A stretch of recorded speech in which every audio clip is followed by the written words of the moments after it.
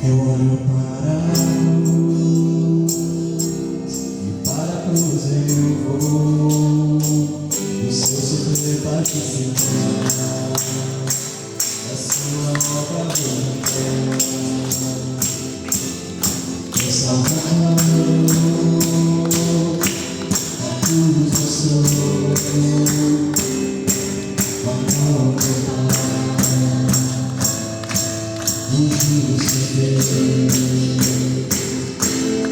pela cruz me chamou gentilmente pra carinho e eu sem palavras me aproximo, quebrantado por seu amor.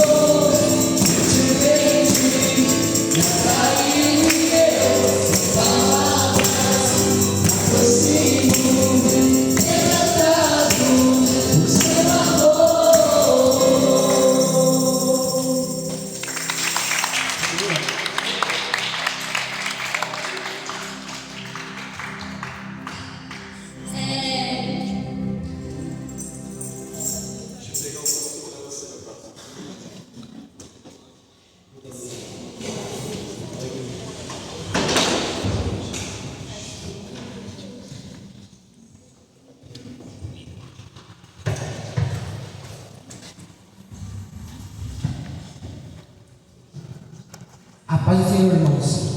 Amém. Eu quero que vocês abram no livro de Jó 42, versículos 5 ao 6. Quem quiser, vai aqui no telão. Jó de jovens.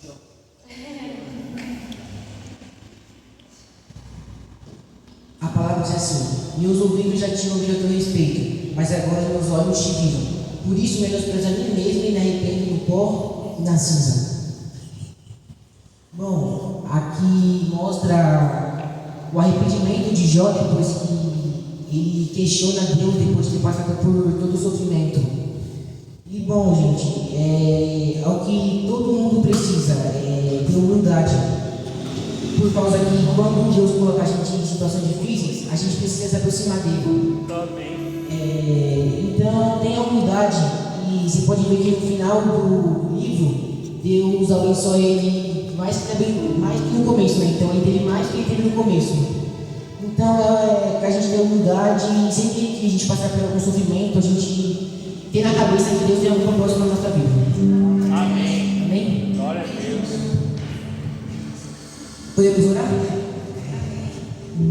Senhor, queria aqui agradecer por mais um dia e por mais um culto, Deus. Obrigado por a oportunidade de a gente estar aqui, Deus. Que quando 2 ou 3 estiverem reunidos em teu nome, Pai, você estará com eles. Então, que o Senhor possa abençoar o culto, Pai. Abençoa mesmo. Abençoa todo mundo que está aqui, Pai. O louvor, a cozinha, todo mundo que veio aqui, Pai. Sim, Deus. Amém. Amém. Glória a Deus.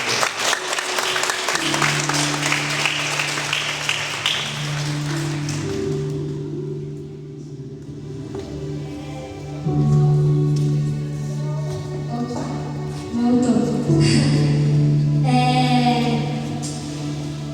A gente vai cantar agora uma música que ela vai exigir alguns passinhos. E para me ajudar, para vocês conseguirem pegar esses passinhos, pra gente louvar o Senhor, eu quero convidar minha mãe, que ela já sabe, Fabiana.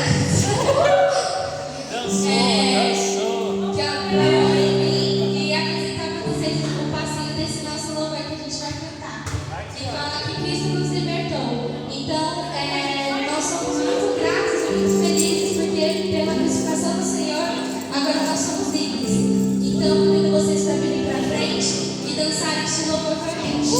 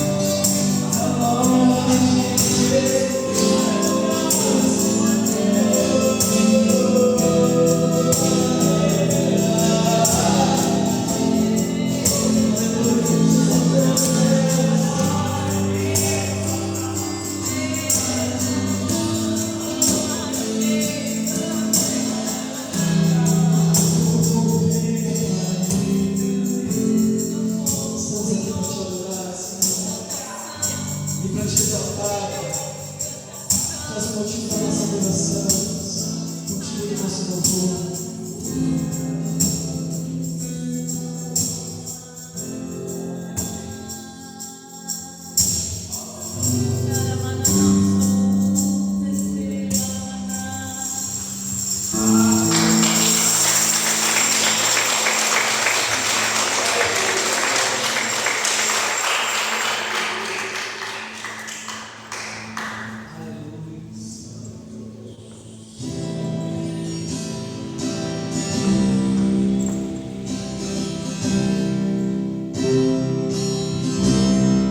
Eu não vou deixar, eu não vou trocar o que eu encontrei. O mundo não pode me dar. Eu não vou deixar. Não vou trocar, a boa parte está naquele que primeiro me amou. Ali um dia, em tua casa,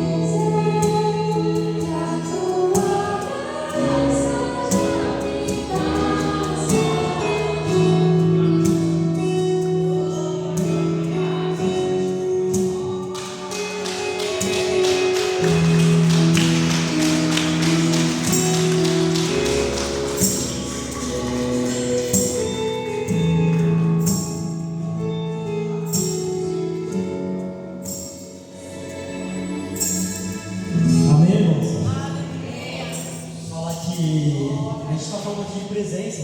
E quando você olha para trás, as pessoas aqui, você sente a presença do Espírito. É totalmente diferente, independente se foi um jovem que organizou esse culto, mas você está aqui pela presença também. Você está aqui presente. A palavra é presente, né? Então eu falo que você tem que estar aqui por um propósito. E a palavra de hoje vai ser sobre propósito, tá? Então, não sei como você chegou aqui nessa noite, não sei o estado do seu espírito aqui. Só que você não está aqui por acaso, entende? E eu quero agradecer a presença de cada um. Hoje tem muitos visitantes, né? Hoje tem muito amado aqui, minha família está aqui, feliz também que vocês estão aqui. Tem o pessoal da Edificando, a Gi que está aqui também, visitando. Seja bem-vindo a todos, né? Então, para quem não me conhece, meu nome é André, sou um dos líderes dos jovens aqui da igreja, junto com o Vitor, junto com a Fabi, com a Fernanda e com o Rodolfo, que hoje não está presente, né? Porque está aqui nos filhos, enfim, prioridades. Mas a verdade é que a gente organizou isso aqui com muito amor. É muito importante a presença de cada um aqui. Amém? Então, eu vou convidar vocês a abrir em Êxodo 3. Êxodo 3, a gente vai falar um pouco de Moisés. A sarça ardente é um tema específico. E só para contextualizar até o período que a gente vai ler, eu quero falar um pouco sobre Moisés, sobre a sua trajetória. Então, Moisés nasceu em meio a um decreto do faraó. Um decreto onde que cada menino ali que nascesse, um recém-nascido, ia ser morto. O povo hebreu estava crescendo muito. Ele decretou isso para conseguir diminuir esse crescimento do povo, né? Aliás, eles eram escravos dele. Então, Moisés nasce abaixo de um decreto e durante 3 meses a mãe de Moisés guarda ele. Aí, após 3 meses de nascimento, a mãe dele coloca ele no rio, num cesto, e coloca no rio Nilo. E por coincidência do destino, que eu não acredito muito em coincidência, mas existia um propósito ali, quem encontrou ele foi o faraó. Ou seja, em sua vida adulta, a gente bem brevemente, para a gente ser breve, a gente entra na palavra. Então, Moisés já adulto, foi criado como se fosse um príncipe. Então ele já nasceu e cresceu numa realeza. Então ele tinha muita autoridade ali dentro do Egito. E chegou um ponto, a Bíblia não fala especificamente quando Moisés descobre que é hebreu. Acredita mais ou menos que ele sabe que ele é hebreu, só que mantém ali. Só chega um ponto, uma chave, que eu quero que vocês guardem isso para vocês, para a gente conversar até o final do culto. Que chega um momento que Moisés tem que se posicionar. Porque ele vê um soldado egípcio maltratando um hebreu. E ele toma posse ali e acaba matando o soldado. E ali ele acha que ficou tudo bem, até que ele vê que descobrem ele e ele tem que sair fugindo dali. Então ele vai para um deserto muito longe. Esse deserto, se não me engano, de Midian. E é muito longe porque ele precisou se afastar, porque ele estava fugitivo. E ali no deserto ele tem um encontro ali, onde ele se torna pastor de ovelhas, no meio do deserto. Ou seja, vem de príncipe fugitivo a pastor esquecido. Até que Deus chega, acende uma sarça ali e fala: agora vai. Então esse é o trecho da palavra que a gente vai abrir hoje. Amém? Então em Êxodo 3, todos. Moisés e a sarça em chamas. Então Moisés pastoreava o rebanho de seu sogro Jetro, que era sacerdote de Midian. E um dia levou o rebanho para outro lado do deserto e chegou a Horebe, o monte de Deus. Ali o anjo do Senhor lhe apareceu em forma de chamas de fogo que saía do meio da sarça. Moisés viu que, embora a sarça estivesse em chamas, ela não se queimava, ela não se consumia no fogo. Ele falou: que impressionante, pensou, né? Então por que a sarça não queima? Vou ver isso de perto. Então o Senhor viu que ele se aproximava e para observar, e então no meio da sarça Deus chamou Moisés e disse: Moisés, eis-me aqui, respondeu. Então ele disse: não se aproxime, tire as sandálias do pé, porque onde você está é terra santa. E disse ainda: eu sou seu Deus, seu pai, Deus de Abraão, Deus de Isaac, Deus de Jacó. Então Moisés cobriu o rosto, pois teve medo de olhar para Deus. E disse o Senhor: de fato, tenho visto a opressão sobre o meu povo no Egito, tenho escutado o seu clamor por causa dos seus feitores, e sei que eles estão sofrendo. Por isso desci para livrá-los da mão dos egípcios e tirá-los daqui para uma terra boa e vasta, onde há leite e mel com fartura, a terra dos cananeus, dos hititas e dos amorreus, dos fariseus e dos heveus e dos jebuseus. Pois agora o clamor dos israelitas chegou a mim, e tenho visto como o egípcio oprime. E vá, pois agora eu envio ao faraó para tirar o Egito do povo israelita. Então Moisés, porém, respondeu a Deus: quem sou eu para apresentar-me ao faraó e tirar os israelitas do Egito? E Deus afirmou: eu estarei com você. Essa é a prova de que sou eu quem o envia. E quando você tirar o povo do Egito, vocês prestarão culto a Deus nesse monte. Amém? A gente vai até aí, pode se assentar. Onde eu quero chegar? A palavra de hoje é sobre 4 palavras. Então é identidade, propósito, processo e promessa. Eu escolhi o texto de Moisés, foi muito engraçado quando chegou esse texto para mim, porque eu estava num culto lá no Jardim São Paulo, há um mês atrás, o pessoal da Lambenda aqui, e falou sobre a sarça. E tudo aquilo que eu pensava que eu estava estruturando para falar sobre no dia de hoje se encaixou. Por quê? Porque Moisés tinha um propósito, mas Moisés não tinha uma identidade. Então Moisés ali, no meio dos egípcios, ele sabia que era hebreu, só que ele nunca teve um posicionamento. A partir do momento que ele toma uma identidade, a vida dele muda de cabeça para baixo. E quantas vezes isso não acontece com a gente? Amém? Então, eu estava percebendo, conversando com Deus, eu percebi uma coisa que eu tenho certeza que você também já tem notado. Que todo mundo quer viver o novo de Deus, mas nem todos vivem o novo de Deus. E eu comecei a me perguntar: Deus, por quê? Por que a gente quer viver algo novo, mas a gente não vive algo novo? E Deus falou: André, tem muita gente que se abraça no meio de ano comum, porque é fácil, do que viver algo totalmente novo e eu não vejo nada na minha presença. Eu falei, novamente, perguntei: Deus, por quê? E Deus me respondeu de uma forma muito sucinta, assim, muito direta. E ele falou: porque o comum não exige fé. É simples assim. O comum é previsível, é controlável e não dispõe. Já o extraordinário da sua vida dá medo, é incerto, desconfortável, tira o controle da sua mão. E isso assusta muita gente. Então a gente não vive o novo de Deus exatamente por isso, porque a gente não confia. No comum, você anda por vista, pelo tudo aquilo que você vê. E no extraordinário, você não anda pelo seu controle, você anda pelo controle de Deus, pelo que Deus vê. Amém? Então você anda por fé. E Deus vê tudo. Amém? E a fé não tem manual de instrução. E confiar quando nada faz sentido, porque tanta gente se apega no mais ou menos, por quê? Essa foi a pergunta. Deus responde: porque no mais ou menos dói menos, arrisca menos, exige menos, mas também você vive menos a capacidade que você teria de viver. Então eu quero que você ache que a pessoa do lado repita comigo: eu preciso confiar para viver o sobrenatural.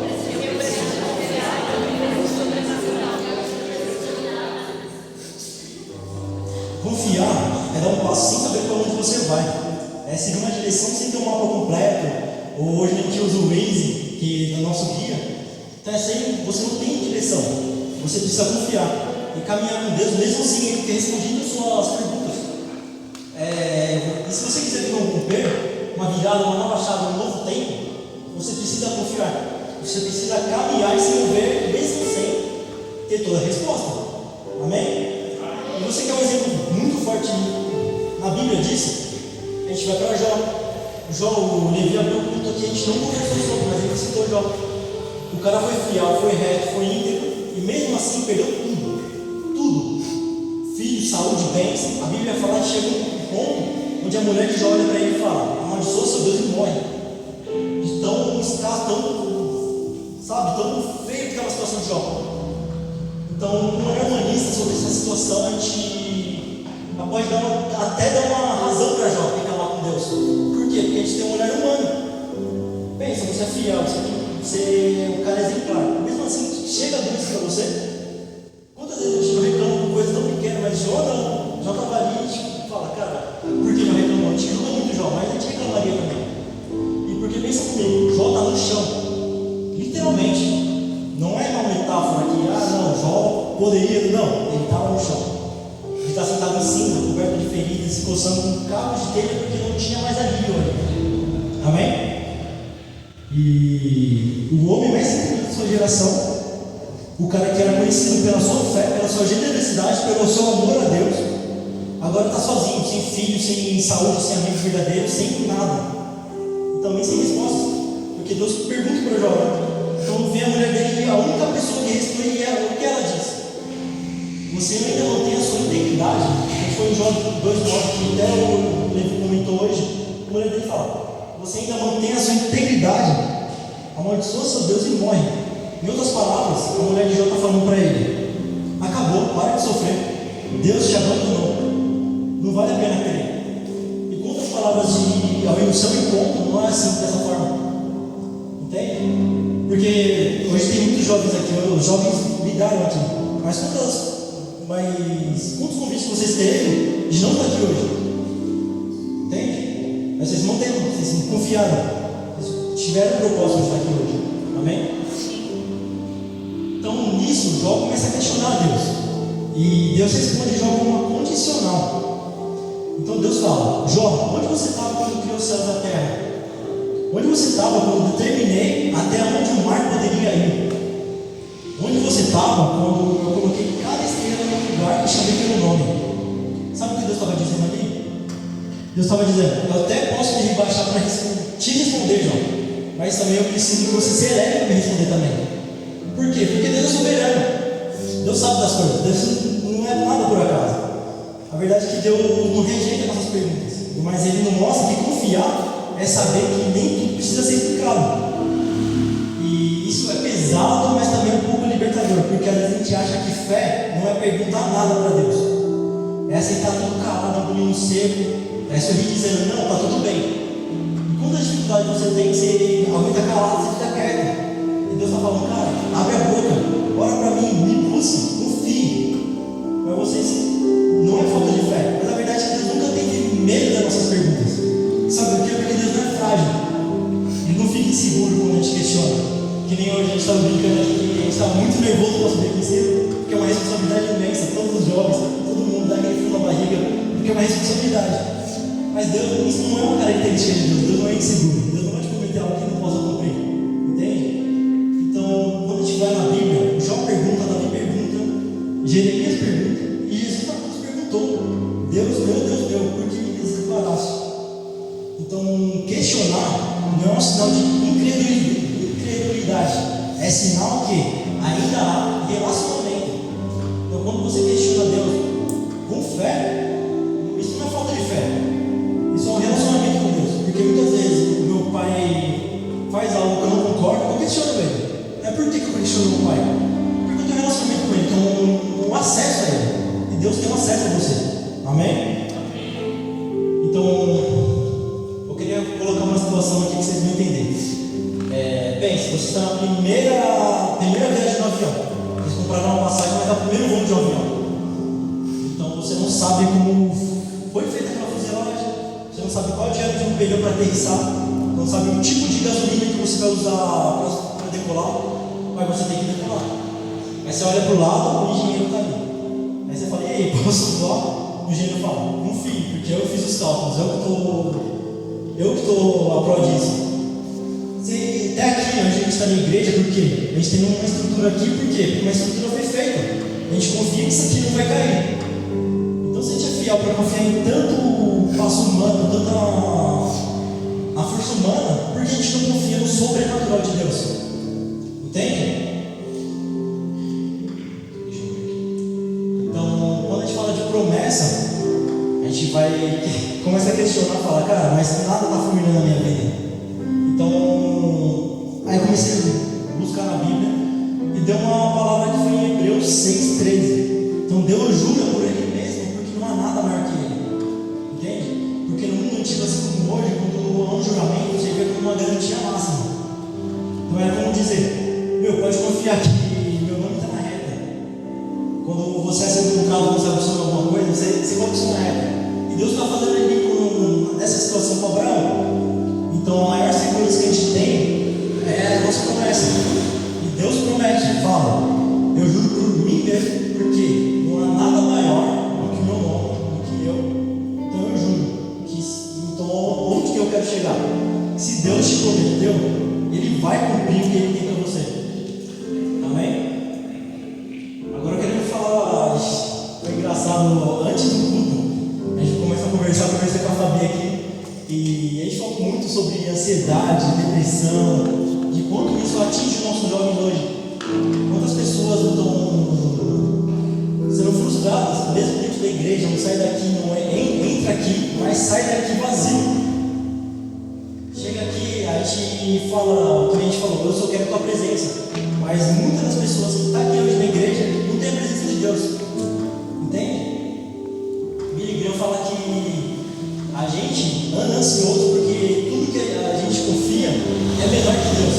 Porque se a gente depositasse a nossa confiança em Cristo, Jesus, a gente não teria ansiedade. Porque Ele é fiel. Amém? Então, eu queria perguntar no seu íntimo agora. Eu quero que você se pergunte, porque eu tenho certeza que você já passou nessa situação. Que você está magoado, você está triste. Você sente que você está desperdiçando alguma coisa na tua vida. Quantas vezes não é assim? Quantas vezes a gente foge do propósito de Deus, quando a gente foge da promessa de Deus, do processo de Deus que às vezes nos dá medo, que a gente começou a ter palavra. Então a gente chega como se você de verdade estivesse lá fora vivendo o que você queria viver. Só que você não vive isso. Então você está aqui só escutando a palavra. Mas você não absorve a palavra. Você está aqui só cantando louvor. Isso não é louvor. Então simplesmente você é uma pessoa vazia, sem propósito, sem identidade. Então o dia passa, você acorda, você cumpre sua obrigação, você sabe o que você tem que fazer, você tenta não pensar demais, mas lá no fundo você sente que só está existindo. E é conviver com um freio de mão puxado. E não, tipo, a pergunta do pessoal, às vezes, muitas vezes os jovens, o pai vai olhar para você e vai falar: é preguiça. E não é preguiça, não é falta de vontade, porque você tem vontade. E você não está quebrado, você não está desamparado. Só que viver no automático vicia. Viver no propósito vicia. Então aos poucos você começa a chamar de normal aquilo que na real está te mandando por dentro. Então quando você não tem um propósito, você vai correr, você vai começar a escutar vozes de fora que vai te fazer mal. E você nem está vendo. Então você começa a escutar amigos que são do mundo. Você começa a cantar músicas que não te agregam em nada. Você começa a ter prazer naquilo que não é para você, que não te agrega em nada. Não agrega o seu espírito. Entende? Então você acorda sendo por quê? Você repete padrões que te afastam da vida que você deveria viver. Isso tudo porque você não tem uma identidade em Cristo. Porque você vive sem propósito. E o pior, tem dia que você parece que está tudo bem. Você vem aqui no culto, mas você deita na sua cabeça no travesseiro. Quando você chega de noite de casa, você sai daqui, você chega em casa e ninguém é aqui silêncio. Você fala: cara, aquele vazio, sabe? Aquele vazio, aquele falta de espírito. E ele sempre vai voltar. Por quê? Porque você não tem uma identidade. Identidade de Cristo. Você é filho de Deus. Você não assume posse disso. E não, eu estou falando aqui de uma forma assim, mas isso não é uma motivacional. Isso aqui é realmente uma estrutura. Eu quero que você saia daqui estruturado com uma identidade diferente do que você entrou. Então você não acorda sem ter propósito. Algumas situações começam a não fazer sentido para você. E quando você tem propósito, algumas situações fazem sentido para você. A gente fala muito isso aqui lá em cima. A gente fala, eu sempre pergunto para os jovens, né? Fala: cara, mas e aí? O que te afasta da vida com Deus? 90% fala: amigos, escola. Hoje é um puta de adolescente. E todo mundo já foi adolescente? Eles sabem que é verdade. E quantos até hoje, mesmo adulto, mesmo com filhos, com netos, a gente não tem um porquê de afastar a gente de Deus. Entende? A gente não tem um porém, aquela pedra no nosso sapato que nos afasta da promessa de Deus. Entende? Então, Gálatas 4, Paulo fala dessa forma: digo, pois, que todo mundo tem que herdeiro é menino e nada difere do servo, ainda que seja senhor de tudo. Ou seja, se a gente for pegar o contexto todo, cara, você é filho de Deus. Jesus vem aqui, te fez, o sangue dele te fez filho. Ele demandou seu filho aqui também. Sou unigênito, a maior promessa que você tem. 3,16. João 3,16. A sua maior promessa. Então, se você não assumir posse de filho, você fica sem herança. Você fica sem propósito. Então você não tem um mover. Você entra aqui vazio e sai vazio. Entende? Quando você tem uma identidade, com o seu propósito, você entende que viver de uma forma comum, como Deus está chamando a gente viver um propósito, você verdadeiramente entende o propósito que você é filho de Deus. Esse é o maior propósito que a gente tem. A gente é filho. Isso aconteceu lá atrás com Moisés. Moisés, mesmo sendo egípcio, ele chega num momento que ele tem uma escolha. Ele tinha que assumir uma identidade ali. Então ele fala, cara, e agora? Eu mato o soldado, não vai ter que proteger quem? Mas ele assumiu a identidade de hebreu. Por quê? Porque é o sangue dele. É a sua saída. Então se Deus te fez filho, então saia, toma posse daquilo que é teu. Saia daquilo que é filho, mas toma posse da sua promessa. Amém? Então, eu queria falar bem breve para vocês. Então, eu convido para a família ela já começar a entender. Então, eu estou estruturando aqui para finalizar. Então, Deus está à procura de quem quer viver os seus sonhos. Se você não tiver a fim de viver, tudo bem, ele vai levantar outro no seu lugar. Entende? Independente da sua idade. Porque a promessa, a vida eterna, já começou. Sua vida eterna já começou. O que você está fazendo dela? Você está agindo com propósito? Você está passando pelo processo de Deus para alcançar a sua promessa? Ou você está aqui vazio na igreja? Independente da sua idade. Porque a gente tem pessoas de 15 anos aqui, tem pessoas de 90 anos aqui. Independente da fase da sua vida, você está em processo, porque você ainda não chegou lá. Você ainda não chegou, você não alcançou a promessa. Então Deus está chamando hoje. Eu queria falar que a gente vem aqui buscando uma palavra motivacional, fala, cara, eu vim aqui atrás de uma profecia, vim atrás de uma palavra que vai me confortar. E quantas vezes a gente não vem na igreja querendo conforto? Mas chega Deus bate de frente com a gente. Por quê? Porque Deus não está querendo uma profecia para você. Deus quer um plano de ação na sua vida. Porque Deus não multiplica a bagunça. Se Deus não multiplica a bagunça, por que a gente não estrutura isso tudo? Por que a gente não assume identidade de filho? Então parece que a nossa identidade aí, a nossa RG, está faltando uma filiação, né? Então eu queria que você saísse daqui hoje, a palavra que eu falei, a palavra vai ser bem breve, mas eu queria que você saísse daqui hoje estruturado, com plano de ação. Sai daqui, não sai da porta para fora. Quero que vocês guardem essa palavra. Quero que vocês saiam daqui e falem, cara, realmente, o que eu estou fazendo? Eu tenho que estudar. Eu usei até um exemplo um tempo atrás com o Luquinhas, que pensa, o Luquinhas é cristão, o Luquinhas fala no louvor, canta no louvor. O Luquinhas dá um exemplo pra gente aqui. Ele não é abençoado. Só que eu quero que vocês não acontecer isso com ele, pelo amor de Deus. Só que eu quero que vocês pensem, imagine o Lucas fazendo uma prova do ITA. Lucas é fiel, Lucas é íntegro, Lucas é leal. Só que o Lucas não estudou. Então ele chega lá na prova e olha para a prova e fala, cara, eu não faço ideia do que eu estou fazendo aqui. O que eu estou fazendo aqui? Então ele vai começar a orar, como todo cristão a gente tem que orar. Então ele começa a orar. Aí eu pergunto, o que o Luquinhas está esperando? Que aparece Jesus e vai falar, não, você é de Cristo. Não, mano, não é assim, cara. Deus quer que você estruture, mas também quer que você se move. Independente da sua situação hoje. Se organize, se mova. Porque a promessa, o processo de Deus está na sua porta. O convite chega todo instante para a gente. Quando a gente quer sintonizar nossa vida com Deus, a gente tem que parar de escutar a voz do nosso interior. A gente tem que começar a sintonizar com a voz de Deus. Então eu quero que você saia dessa noite aqui mais que abençoados. Quero que você saia daqui hoje estruturados. Porque pelo sonho de vocês, independente da sua idade novamente, sei que tem gente que quer ser biólogo, tem gente que quer crescer no cargo do emprego, gente que quer ser professor, vai querer ter mais alunos. Você que tem a sua fase da sua vida. Mas independente da fase da sua vida, se estruture, se esforce. Porque Deus é Deus. Que nem o hebreu ali. Deus é fiel para cumprir promessa. Amém? Eu quero convidar a Fabi aqui para a continuação da semana.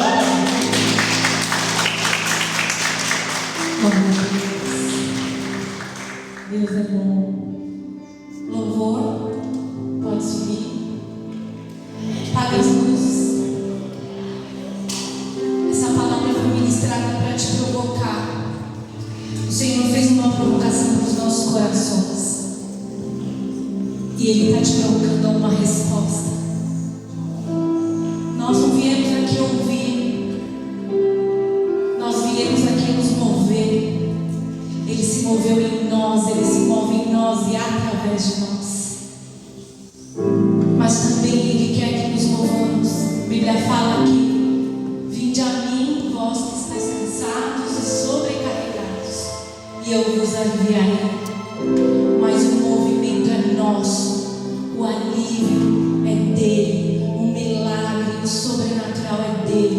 o movimento é nosso. E eu quero te convidar esta noite de uma forma profética. Feche teus olhos, silencie os teus pensamentos. E na ministração e provocação que o Espírito Santo fez para nós esta noite, qual que é o meu propósito? O meu propósito está em Gênesis. Nós somos criados para a intimidade com o Pai, que toda tarde nos visitava, mas o pecado nos tirou deste lugar de intimidade. É neste lugar que o Senhor quer nos levar esta noite, intimidade com o Pai, assim como Moisés viu a sarça pegando fogo, ele se moveu em direção àquela sarça. Jó, no caminhar com o Senhor, ele não temia só de ouvir falar, mas no final do capítulo de Jó, no capítulo 40, fala que antes ele conhecia o Senhor de ouvir falar, e depois de tudo que ele passou, todo aquele propósito de tudo aquilo que ele passou, foi para levá-lo no nível de intimidade. E é esse lugar que o Senhor tem nos convidado esta noite. Então, de forma profética, você que ouviu essa palavra, o Senhor tem te chamado para um nível mais profundo, para sair da superficialidade, para você não ficar conformado, para você se inconformar com a superficialidade. O Senhor quer te trazer mais para perto. Então eu quero te convidar no ato profético, você que tem no seu coração esse desejo de mais do Senhor, entenda que aqui o altar é um lugar mais perto. Então eu quero te convidar para vir aqui à frente, para como corpo, como filhos, nos aproximarmos no ato profético, no movimento, para essa intimidade com o Senhor. E numa declaração profética, nós declararemos juntos que caminharemos e nos moveremos para algo mais profundo, mais íntimo com o Pai. Eu quero te convidar esta noite, pode vir, vem para mais perto do Pai. Deixa o Espírito Santo te mover, deixa o Espírito Santo te tocar. Das mais simples, que o anjo da morte não entra. Estrada que corre pro mar, o vento que anda o caminho é você.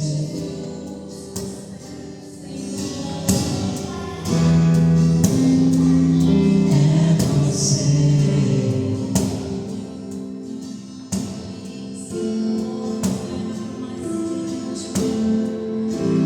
Quando que aponta o destino, Quebra esse mesmo no nosso coração, está mais perto. que sacia Algo novo, algo sobrenatural, nos atrai a Ti, Senhor.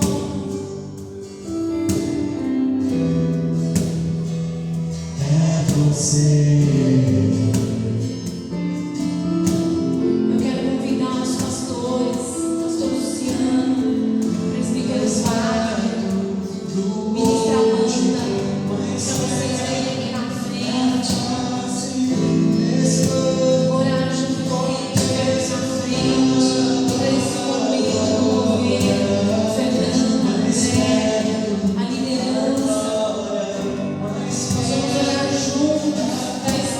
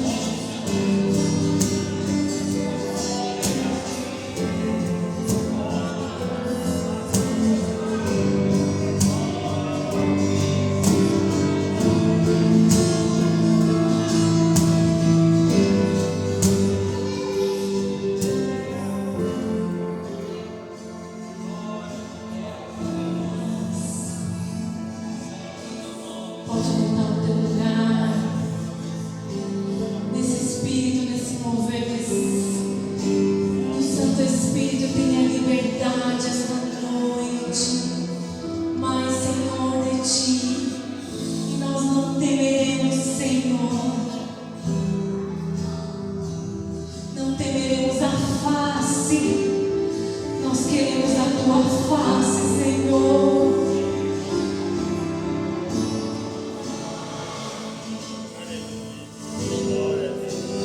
Amém. Bendito é o teu nome, Senhor. Aleluia. Glórias a teu santo nome. Tu és maravilhoso, Jesus. Aleluia. Glórias a ti. Boa noite, igreja.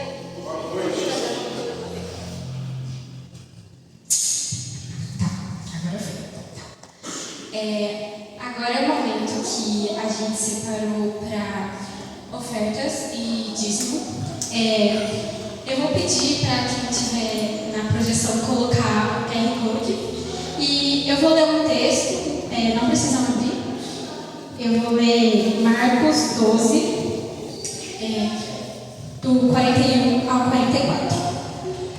Jesus sentou-se em frente do lugar onde eram colocadas as contribuições e observava a multidão colocando dinheiro nas caixas de oferta. Muitos ricos lançavam ali grandes quantias. Então, uma viúva pobre chegou-se e colocou 2 pequenininhas moedas de cobre, de muito pouco valor. Chamando assim aos seus discípulos, Jesus declarou: afirmo-lhes que essa viúva pobre colocou na caixa de ofertas mais do que todos os outros. Todos deram o que lhe sobrava, mas ela, da sua pobreza, deu tudo o que possuía para viver. O que a gente entende com essa palavra? Que, assim como foi dito anteriormente, né, para viver mais de Deus, a gente precisa dar tudo de si. E assim como mostra nesse texto que a viúva, ela deu tudo aquilo que ela tinha. Às vezes a gente tem semanas e dias assim. Eu sou adolescente, então eu ainda não trabalho, né? Mas eu conheço muito da vida assim, adulta, dos perrengues que a gente passa no dia a dia, de ter que pessoas que lidam com o público, pessoas que a gente às vezes tem que aguentar no trabalho e não consegue lidar com isso. O quão é difícil a vida adulta, né? Então, o pouco que a gente ganha, quando a gente recebe aquilo, às vezes vem algo no nosso coração. Tipo, nossa, eu vou ter que dar o dízimo e tal, mas com esse dinheiro, de repente, eu podia comprar uma pizza, comprar um lanche, né? Poxa, para que eu daria 10%? Só que a gente tem que entender que a obra de Deus precisa da gente. Ela precisa que a gente ajude ela a crescer. Isso também é uma forma para a gente se aprofundar e buscar mais a Deus, sabe? Quando a gente ajuda na obra, seja de qualquer maneira, dando tudo de si, Deus vê isso. E a Bíblia diz também que quando a gente dá, mesmo que seja pouco, sabe? Mesmo quando a gente fala, ai, eu não queria dar, mas a gente dá mesmo assim, porque a gente sabe que é necessário, sabe? Para a obra de Deus, assim, crescer, sabe? O dízimo e a oferta que nós damos para a igreja não é para comprar, para dar salário, para vender daqui, não vai para a mão de uma pessoa específica. Não, esse dinheiro, essa nossa contribuição com o crescimento da igreja é totalmente para a igreja. A gente dá e a gente recebe através das coisas que a igreja mesmo oferece para a gente. Então, é muito importante assim que a gente entenda que o nosso dízimo e a nossa oferta são importantes para a obra do Senhor. E sem nós, nessa obra, fica um pouco mais difícil. Então, eu peço que a gente possa pensar sobre isso, sabe? E eu queria pedir, se você tem alguma oferta ou algum dízimo, que você pudesse vir aqui na frente e colocar aqui, ou se você quiser fazer via QR Code, né, que está aqui em cima. E é isso. Eu queria fazer uma oração, então eu peço que a gente feche nossos olhos. Senhor Jesus, Pai, eu agradeço pela vida de cada um aqui nessa noite. Eu agradeço porque, mesmo com a cansativo do dia a dia, Pai, o Senhor ainda nos fez estarmos aqui. Eu agradeço, Pai, pela Tua palavra, que nos mostrou, Pai, que não é só ficar no raso, não é só ficar no básico, no mediano, no que está tudo bem, que a gente tem controle, que a gente precisa, Pai, cada vez mais nos aprofundar de Ti, buscar mais de Ti, não se conformar com o médio, com o pouco, porque a gente sabe que o Senhor tem mais para a gente. Pai, eu peço pela vida de cada um aqui, Pai, que o Senhor possa abrir as portas da vida de cada um, que o Senhor possa prover, que o Senhor possa derramar bênçãos, Pai, e para que o Senhor, em nome de Jesus, venha estar com todos aqui, Deus. Eu sei que às vezes no dia a dia, Pai, a gente se esquece que a gente tem o maior de todos ao nosso lado, que a gente pode sim confiar, Pai, e a gente pode sim descansar, porque o Senhor sabe de tudo que a gente tem passando, e que às vezes a gente não tem, mas o Senhor sabe disso. E o Senhor vem prover pra gente. Então, Deus, eu peço pela vida de cada um aqui, que não seja, Pai, por apenas dar ou apenas por fazer, Pai, mas que a gente possa saber que é pro Senhor. Que a gente possa entender que o Senhor está olhando por nós, que o Senhor está cuidando de nós. E com os poucos detalhes, Pai, o Senhor vai fazer por nós. Nós cremos, Jesus. Deus, eu peço que o Senhor cuide de Bendito nós. Senhor. Que o Senhor nos dê uma noite abençoada. Aleluia. Que o Senhor, Pai, venha tocar nossos corações. Sim, Pai, e que essa toca, palavra Pai. possa ficar conosco, Pai. Que nós possamos Sim, Senhor. refletir sobre ela. Para que a gente não se conforme com o raso. Que a gente não se conforme com o básico, Pai. Porque a gente sabe que o Senhor tem mais para as nossas vidas. E quando a gente busca mais para as nossas vidas, Pai, o Senhor está conosco e o Senhor vai nos ajudar. Sim, ó Então, Pai. Deus, eu peço que em nome de Jesus, que o Senhor possa derramar bênção na vida de todos que estão aqui, que a gente possa sair dessa igreja, Pai, não como a gente entrou, mas de maneira diferente, que a gente possa, Pai, entender que tudo aquilo que nós fazemos, Pai, é para a Tua honra e para a Tua glória. Em nome de Jesus. Amém. Amém.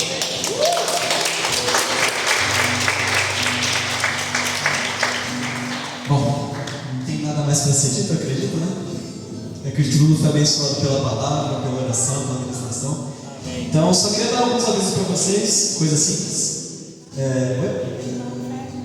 A oferta pode trazer aqui na frente. Quem for dar no envelope, o Adrian vai passar recolhendo.